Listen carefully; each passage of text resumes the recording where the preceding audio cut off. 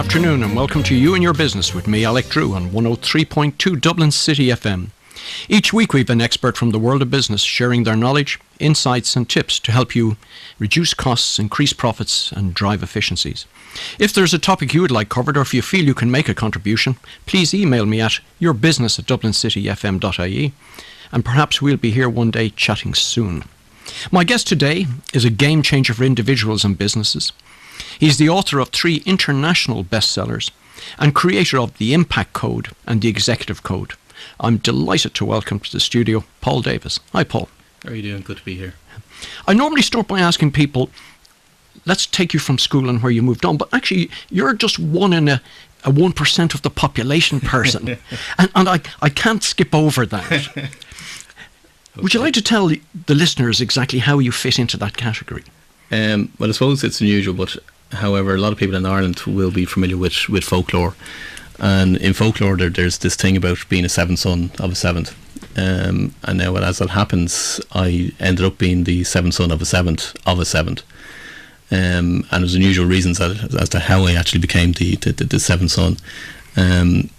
And if anybody in Ireland is familiar, especially if they come from the country, what the seventh son typically is referred to as somebody that can heal or have, for want of a better word, special powers. You know, used to think I was a bit like superhero, but not anymore. But so as a child growing up, what I would have been doing would have actually been involved in healing sessions as a child. So I'd have, as a family, my mum would have people come to the house with all different ailments. So whether it be from rheumatism to cancer to migraines, you name it, right across the board. And you know, if it wasn't a house, anytime we were off on holidays, I remember one time being down in Tremor, and I was being brought into another caravan on the seaside resort that we were at to actually heal somebody that had cancer at the time. So that was my childhood. That's what my childhood was like, in the sense of healing people from a faith healing perspective. But as you grow up and become a teenager, that's not so cool. So I decided to literally put all that behind me and forget about it. That's what I thought. Well, we can certainly say that's an unusual childhood. Let's move on to school. Okay, so you've come through school. We'll take you out the far side. Sure. So, okay, last months in school, where are you going? What are you going to be doing? I haven't the faintest idea, to be honest. When I never liked school. Didn't enjoy it whatsoever. Everything about school. So when I left, there weren't many jobs in Ireland at the time. I left school in secondary college in 1985. I had no idea what I wanted to do. There was a course in a local college that showed up. So I started doing commerce. Did that for a few months. Enjoyed aspects of it, but again, just wasn't for me. My dad was an engineer by background, and then another course showed up in Kevin Street, so I started doing electronic engineering, and I was there for about a year. Loved the actual course itself, the people that were on it and everything, but again, I wanted to be earning money. I didn't want to be in college. I just wanted to be out there, earn as much as I possibly could at the time, because I just wanted the freedom. So from that then, the government announced a scheme which we referred to as the Yellow Packer scheme, because it was getting people in for the cheap to become clerical officers or clerical assistants. So funny enough, I ended up in the Inspector of Taxes for a year, working in the Special Inquiry Branch, which was absolutely amazing because nobody likes paying taxes. Nope. But I was receiving phone calls from the public telling us about other people that weren't paying taxes. Oh, right. So they were telling other people. So I was taking all these calls and details, and I got to see the inside of what happens in Inspector of Taxes. And so I never looked back with. I loved that period of time. I loved the people that I was working with as well. But again, it was only for a year. So when I left the Special Inquiry Branch, I moved into investment brokers, actually. And I was there for a couple of years. Again, loved it. Got to see what it was like to buy, sell shares, how they were sold, and what drove the price, and all that kind of sort of things. And at the time, I did a lot in the actual business itself. I just had a natural draw to doing certain, cleaning things up and making money for the actual company itself, because it was a small investment broker firm. So I got to see all aspects of the actual business itself. But the financial controller at the time saw something in me that I didn't see myself, and he said, "Look, you seem to have an aptitude for figures. Would you not do some form of accountancy?" So I looked at it, but then I actually moved into another company, Airmotive. Was there for about 7 years. Well, I'm going to stop you before we have your whole history out here. I just want to go back to the Inspector of Taxes just for a moment. Yeah. What was sort of a key learning experience you got from that, in terms of obviously seeing it from the other side? I mean, we as the general public and the payers of all of this. I got to see what the revenue do in order to actually where they get source all the information on people. Right. So while at the time, going back, everything was manual, there was very little computer systems, but where there's information coming from all sorts, whether it be people ringing in or whether it be forms being submitted by the banks into the revenue and so on. And all that information was being collated together to get an effective profile on an individual. So I learned literally you can't hide from revenue. Yeah. So that was my learning from there. I must say, I think of all the government departments in terms of dealing with them, we've all had to deal with them, as I have had over all of the years. Yeah. I think they're probably one of the most professional departments and sort of lean departments in terms of getting what they need and working through it. I suppose that's where the money comes in, or the vast majority of the money comes in, so they have to be as best they possibly can. Anybody that I've come across them over the years have been hugely professional, I have to say, highly intelligent. Yes. Because they have a tough job. Nobody wants to pay their taxes. No, of course not. but yes. They do have a tough job. But yeah, no, I've only good things to reflect back on my particular time in Inspector Taxes anyway. Well, I must say, as one of those on the other side of that, I always tend to think of them as probably one of the most professional of the government services that are out there. It's fantastic. Going back into the investment broker side of it as well, obviously spending time there in terms of shares. Again, what were the sort of learnings that were coming out of that? So you're seeing the trading and the risk and things that was one aspect, and I got involved in the sales part of it as well. I was hungry to learn every single aspect of that business, but what I found was that I could find money in the company that nobody else could see. And so I remember find money, for example, where suppliers were double billing us, overcharging us for different things and so on. So I just had a natural investigative slant towards the actual work I was doing. You obviously are more working with the revenue commissioners than you realised. Yeah, probably, yeah. In terms of that, that's an interesting trait to have, because there are obviously people who would have been there before you. Why didn't they spot these overchargings and things like that? It's hard to know, I suppose.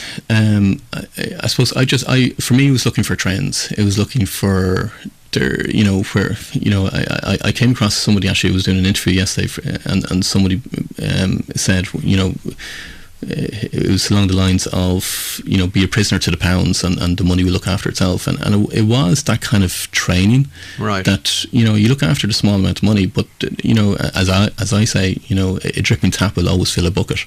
Yes. So while it's always good to look at the bigger picture and look at where can you get money from a big scale point of view, if you're not looking after the small elements of the business, well then you're losing an awful lot. Right. And if you're just joining us now, you're listening to me, Alec Drew, on 103.2 Dublin City FM, where my studio guest today is Paul Davis, creator of the Impact Code and the Executive Code, sharing his knowledge on business. We were just talking about his experience with the revenue commissioners and then on to investment brokers. We're now moving on to Airmotive. You spent 7 years there, as I understand it. Yeah.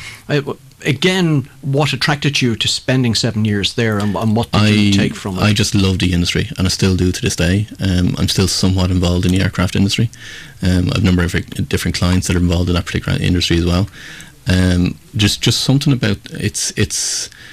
If I'm allowed to say, it's kind of like a sexy industry. It's just you've got complete freedom. You can travel anywhere around the world and so on. But it's just there's an awful lot in it. Like there's a huge amount of information in the aircraft industry, and I just loved it. I loved the company I was working for. I loved the people that were there, and I absolutely loved the work that I was doing. But I was hungry. I was absolutely hungry, because what I wanted to do was I wanted to progress in my career as quickly as I possibly could. So I went from department to department and learned as much as I possibly could. I was like a sponge during those 7 years. I set a target that I would pass my final exams within 4 years, as in do the full management accounting, and I did. I headed up a department there. For me, it was what I learned during there was how I could systemize and automate everything as much as I possibly could, and that has stood to me to this day. So, from a savings perspective, a people perspective, and so on, it's just a phenomenal time. I suppose this would have been partially part of the reason then, because you have a number of books out there, and I'm familiar with one of them, Evolve, which is very much about finding your passion for business. Could you talk about that and possibly how that emotive experience might have fed into that? For me, and again, to this day, I still see people in jobs or businesses or careers, and there's no real passion. They do it. It's a means to an end. Right. They get paid at the end of the day, or they earn their profits at the end of the day. But a lot of their time, their passions are outside the actual business itself. For me, the point of Evolve was around what is it that is unique to yourself, that you absolutely, what drives you, what are your internal priorities, what really gets you going. And when you identify those internal priorities and then move forward from there, it's a case of how can you mould your career or your business around those internal priorities. And that for me has literally stood to me to this day, in all the people that I work with. And I suppose in some respects, I know I walked away from being the seventh son and the healing side of things as a kid and a teenager. But when I started up my own business in 2001, and in all my career, it's formed a part of me that I actually bring to the business. Not my clients don't know about it, but there's aspects that I do actually bring to the business that they're completely unaware of, but they just see the results. And I know you're still involved in helping people discover their passion in their life. Yeah. Tell me a bit more about how you're doing that and where people can find details if they want to follow this up. I suppose the impact code for me that I developed over a number of years was trying to find out, okay, so trying to get an individual to have complete clarity. There's 3 dimensions, so having complete clarity. Then it's decluttering all the stuff that holds us back. The fears, the resentment, all our perceptions and limiting beliefs. And then it's what drives us. So there are the 3 dimensions. One of the first port of call where I start off is to identify what are the internal priorities for an individual. Now, what we do is I look for the evidence. If I was to say to you, Alec, what is it what are you passionate about? What do you love doing? And so on. Most people can't answer that question because they look at it from the point of view, like, I love chocolate cake, I love coffee. Yes. But what am I passionate about? But so what I do is I look for the evidence within the individuals themselves and see what shows up. Funny enough, I'm doing a workshop at the end of June, the 19th of June, which is all about trying to identify those internal priorities for individuals. And once you get those, and there's a number of different other exercises that I do with individuals to identify what's the role that they play, because everybody plays a natural role and they've been playing it since they were a kid, but they're unconscious to it because it's something that they naturally do. It doesn't cost them any energy or whatever. They're not being forced to do it. And there's other, I refer to it a bit like, that there's breadcrumbs in our lives, and it's joining and collecting all those breadcrumbs because that's the evidence. And then we look at, okay, so this is what is unique about yourself. And when we find all those particular aspects, that forms into what's your purpose. What is it that you're supposed to do in life? What's going to give you absolute meaning and fulfillment in life? And when you see that, and we then outline, okay, what does a business, or how can you actually generate revenue from all the information that we have on the table? The energy that you can see in an individual when all that information is put out on the table for them is phenomenal. They light up. They completely light up. So if you can imagine that energy then going into creation revenue stream for them, it's phenomenal, because that drive and that passion is completely there, and that's what has stood to me in all the years I've worked with clients and businesses, because now it's a completely different energy that's within the business itself, and that's where they scale to phenomenal levels. I mean, it sounds absolutely fantastic, and I certainly know a lot of our listeners out there, that is probably the missing piece in the business. Maybe they've lost the will to live in certain cases, and particularly having gone through the recession. So if people want to find out more about this particular the event, the event on the event I'm running on the 19th of June is in Slorgan Park Hotel. If you go to Eventbrite and you look up Paul Davis, or you look up Finding Your Purpose, you'll be able to find it on the actual Eventbrite there. Or if you want to find out about the impact code, you can go to davisbusinessconsultants.com, and all the information is there about myself. Well, that's fantastic. Getting back to your career, I know you moved on from Airmotive, but you found yourself then in a not too dissimilar industry involved around manufacturing, but innovation as well, which was quite interesting. Yeah, it was manufacturing and construction. So again, very early on, I got involved. It was, again, my early part was trying to streamline the business. But in order to take the business to the next level, what I was looking at was how could we actually develop new revenue streams. So it was around new products. We did joint ventures with partners in Asia. We developed a number of different, a whole new product range, so about 3 or 4 different panel types. And again, used my background in the aircraft industry. We developed a honeycomb aircraft panel. We developed a clean room panel. We developed a fire panel. And again, so these are all brand new products that hadn't been manufactured in Ireland whatsoever. And the whole point was to try and branch out and diversify the business into a number of different industries. And I was there for a number of years, I think about 3 years in total, before I was headhunted by an individual, or sorry, as a headhunter on behalf of Richard Murphy.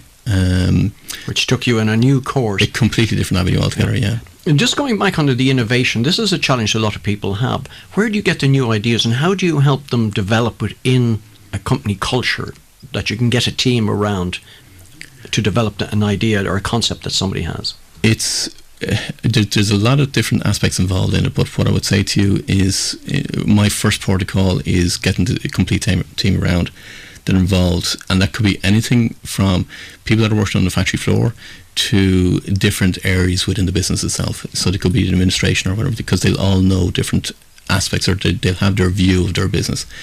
Get them all into a room, and literally it's pure brainstorming. It's putting up on the wall as regards, okay, what needs to be done, what can be done. It's all blue sky thinking. It's dreaming. It's having no limitations whatsoever. And when you start from that part, then it still amazes me to this day as regards what information can be pulled out for the company. Now, it may not result in a new revenue stream or a new product, but it will definitely increase revenue. I've seen that without a shadow of a doubt. It will definitely save costs. The motivation and morale within the business is phenomenal. So pure innovation, I don't think anybody, I've yet to come across anybody really that has a process for innovation. I don't think that's possible, because that's like saying to a creative individual, I want you to sit in a room and I want you to come up with an idea to produce X. It's just not going to happen. So you've got to allow the subconscious mind, in my view, to come to the fore. So our conscious brain is only aware of some information. It's where you tap into your subconscious brain, and how you do that is literally just allowing it to be open. And there's methods of connecting with it, but ultimately it's a case of allowing that information to come to the fore, and that's when you actually get the innovative ideas.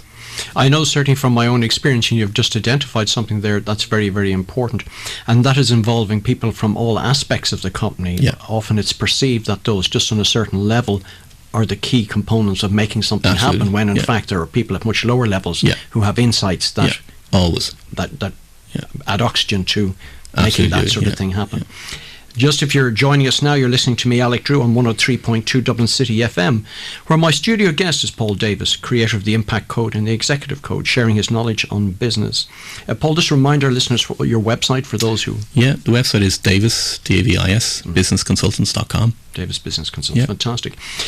We've just finished on the manufacturing. I want to move on. You mentioned the name Richard Murphy, and the first thought that came into my head is Extravision, that's a whole new world of videotapes and things. That's so right. I presume it's the same person. It's the same individual. Richard Murphy did set up Xtravision, as a lot of people know, went public and so on, and then there was a demise of Xtravision, was bought over. But 3 years to the day, he was allowed, because he had an exclusion clause, but 3 years to the day he set up Chartbusters. And Chartbusters had been running for approximately about 3 years, had 46 stores at the time. So it was a completely different industry for me to go into. It was retail. I had never been exposed to that before. But I met with Richard, liked him, connected with him, liked the opportunity that was actually being presented. So I left the manufacturing construction company, worked within, so he set up Chartbusters, and Chartbusters, for anybody that isn't aware, it was about video rentals. Yes. Which then developed into game rental and so on. He'd gone through so many different people in the space of 3 years, because it's a difficult industry. It is a difficult industry. He's a challenging individual. A lot of people will say he's a challenging individual to work with. I have to say though, in all my time, I really absolutely loved working with Richard, and even to this day, because my office is based out in Dunleary, and the odd time I'd see him on the pier and going for a walk, and we still have chats. He's got a phenomenal brain in how he looks at business and how he sees opportunities in business, and I learned a huge amount of information from Richard. I worked with him for a number of different years. We took it from 43 or 46 stores up to 60 stores. It became an absolute cash cow, but it came to the time where I needed to move on. And it's at that point then I set up my own business as Davis Business Consultants, which was purely helping small to medium-sized companies at the time. Well, you seem to certainly live what you're preaching about, finding a passion for a particular industry and getting involved in it, and then knowing when that time is finished to move on to the next one. Yeah. So the whole analogy of the sponge and taking the information, you seem to enjoy doing that. Love it, yeah. So now you're on your Todd. Yeah. So what are you going to do there? What's your ambition? I started off trying to help small and medium-sized business owners to grow and scale their business. That's what I started off doing, and it was great for the first couple of years because I was using my network as everybody else does, and I was joining the networking events and the Chambers Irons of these worlds and all that kind of sort of things. But there becomes a time where you exhaust your network. Yes, of course. And like I said, there has to be an easier way to get business in the door. And that's where, at the time, there was a lot of talk about internet marketing and email marketing. It was only at the very, very early stages of that. So I trained with a lot of mentors in the States, Australia and so on. And I, again, like that sponge, I learned absolutely everything there is to do with internet marketing and email marketing. Now, at the time, people were selling products online. That's right, yeah. However, I said, well, there has to be a way that we can actually sell a service online. So I took everything that I was taught, but I adapted it then to be a service. And that literally mushroomed my business phenomenally. And it took off. So everything that I learned, I ended up teaching other people and business owners and clients how to do exactly what I had done. And even to this day, I still do that. And you've created a book as well as a... Yeah, my second book that came out it's called More. So it's how to get more clients, more fees and more time. And it's purely all the teachings that I had been given to my clients over the time. I condensed it all into the book because I was running multiple workshops, again, in order to try and help people as best as possibly could to grow their business and get out of the anxiety of where's my next client going to come from. So I put it all into a book, and that was published a number of years ago. I think it came out roughly about 2016, 2017. And to this day, I still teach people how to scale their businesses. Fantastic. What probably, if we were to pick a common mistake that you've discovered with SMEs, I know there's probably a litany of them. I think I've fallen into every one myself. But there's loads. I could put the business head on, and I could say, look at there's a whole. You've got to have your vision, your mission, and I could do all the business speak. For me, I don't start there. Yeah, I absolutely don't. For me, what I find, and it's not only just business owners, I find it in people in careers. They don't find out what is it that absolutely drives them internally. So for me, again, comes back to what are those top 3 internal priorities for an individual. People can't find them. It's very difficult to find it for yourself. So that's where it needs somebody to actually pull that information out. Because I get people in careers, I get business owners coming to me right now at the moment in the last number of years saying, look, I've been running my business, it's been hugely successful, but you know what, there's no meaning, there's no fulfillment, there's no joy in the business anymore. What on earth am I supposed to be doing? And that's where the work starts. So for me, for anybody that's even thinking about going into business or starting a new career, it's a case of find that information first, and then how can you develop your career or your business around it. It's what my 2 kids are teenagers now at this stage. Well, they're 24 and 22. That's what I was, past teenager. And it's I've been doing it for years with them as regards, okay, what's the studies that they should be doing? What's they're both in jobs now? What's the career that you should be starting in? And looking for the aspects within that career that feeds those internal priorities.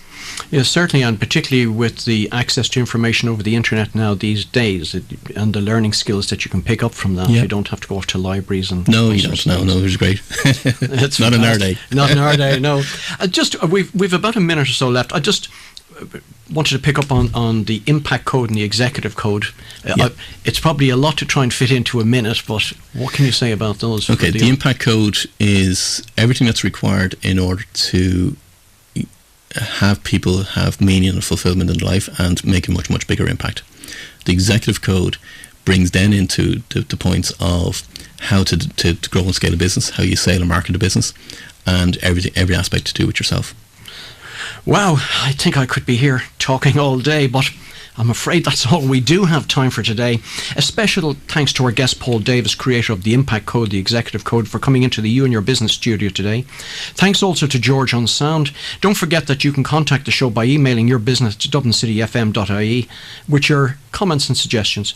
The podcast of today's show is available on dublincityfm.ie from tomorrow. Thank you for your company, and please remember to join me, Alec Drew, again next week at the same time, 12:30, right here on 103.2 Dublin City FM for another edition of You and Your Business.